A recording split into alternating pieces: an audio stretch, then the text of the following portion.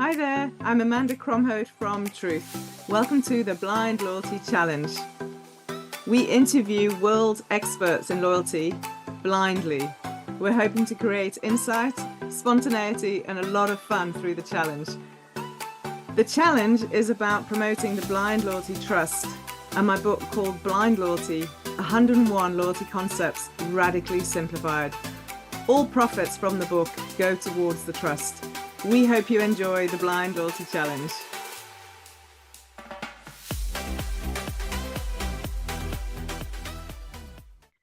Well, today's Blind Loyalty Challenge is an absolute treat because in front of me I have Rob Burgess. He's the founder of Head for Points.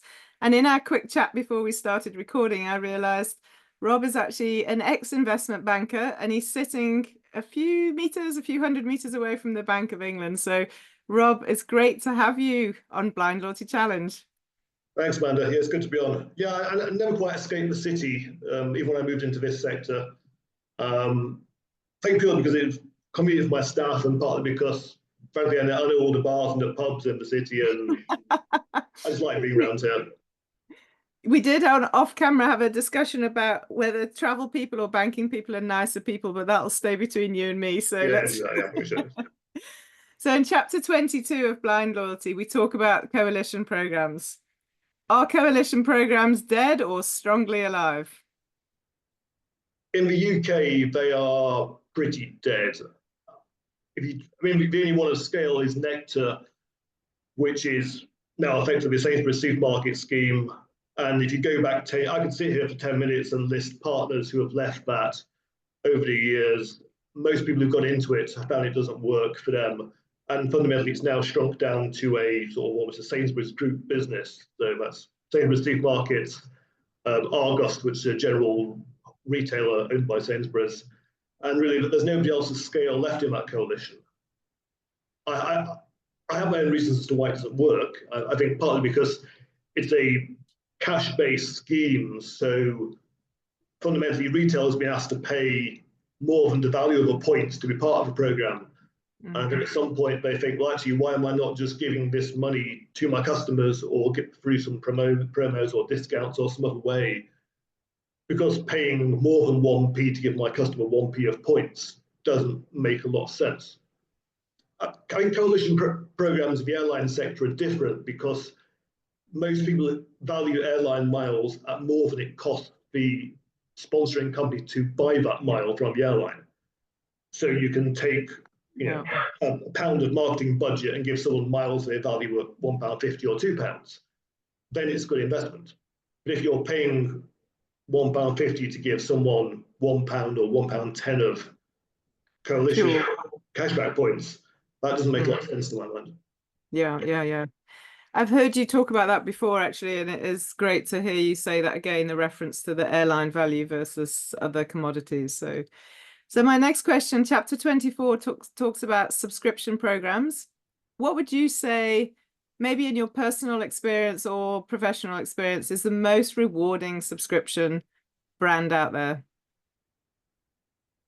Oh my Lord, it's the one I actually pay for. I think it's the one I actually pay for with my own money. And I suppose in the travel space, Intercontinental Ambassador is what I've been part of for longest. I mean, I take the odd year off, but for about 10, 15 years, I've probably been part of that. It's a good package because IHG is quite smart and they give you things which you value, which don't cost them much. So it's $225 a year now. You get a 2-for-1 voucher for a room at any Intercontinental hotel over a weekend. You get $20 of food and beverage credit. You get 4 p.m. guaranteed, no debate, late checkout at Intercontinental hotels. And it's a good package. What's especially good about it is that the 2-for-1 voucher can often be used on suites or premium rooms at most hotels. So you're not being forced into a tiny standard room either. I mean, that works quite well. You can very easily see the value of that package when you sign up. And a lot of people don't. I mean, if you look at the Emirates subscription program, you look at that, there's no incentive to sign up. You don't immediately see the value to yourself out of it. And I think it's a struggle. A good subscription program, I think, shouldn't try and make money in year one. You should be getting some sort of really good incentive to sign up for the first year. It's going to take you a few months to get your head around the program, your head around the benefits. You won't maximize the value for that first year, probably. So I think, you offer a good incentive, get people to sign up. The first year, you don't make any money. If you're offering something that's genuinely worth having, then that person is good for 5, 10, 15 years of lifetime value. If your customers are all quitting after a year, then you've got a problem with your program, frankly. You shouldn't be trying to make money off them from the first year subscription. I think what you say about the ambassador program, that 4 p.m. checkout, I'm sold already. Sold in one. Amazing. Yeah, you can do it. And you can buy just one weekend stay at Intercontinental with the 2-for-1 voucher, the late checkout, $20 food and beverage credit, then you're quits. And then if you choose to move more stays to Intercontinental during the year, because you've got the late checkout or whatever. Yeah, makes sense. Awesome. Great example. My last question, chapter 58 in Blind Loyalty, we talk about the very emotive subject of points expiry. What's your view on points expiry?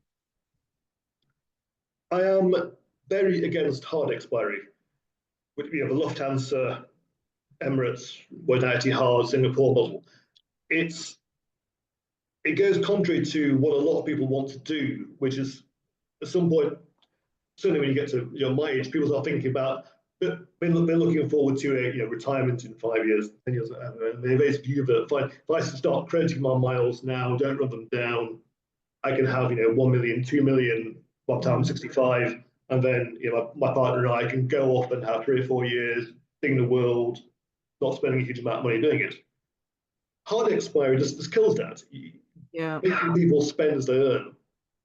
Say if long haul carriers like Singapore Airlines, to actually even earn enough in 3 years for a long haul redemption is difficult. Yeah, it's not. I have no problem with programs which make you do a transaction every 12 months, as long as it's reasonable. I don't like the Etihad model now, which is basically got to fly Etihad once every 18 months. That doesn't make sense. But some activity, if that can be as little as just buying some points or doing a transfer from another program, totally fine with that. But a hard expiry just takes away part of the reason why you might want to start building up miles in the first place. Yeah.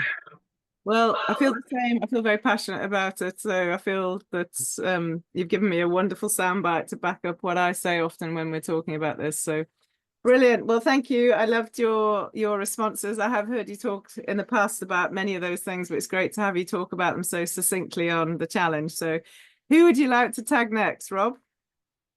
If it's possible, let him do it. I think my mate Paul Bristow, who looks after loyalty for Qatar Airways in Europe, would be a good choice. Wonderful. Well, yep, I look forward to connecting with Paul, and I'll have a lot to catch up with him on, so that's super. Well, thank you for chatting to me from almost in the Bank of England. You're just in your own offices nearby, but great to connect with you, and as I expected, you'd have phenomenal answers, so breeze through it, no problem. Great. Thanks, Amanda. Good to speak to you.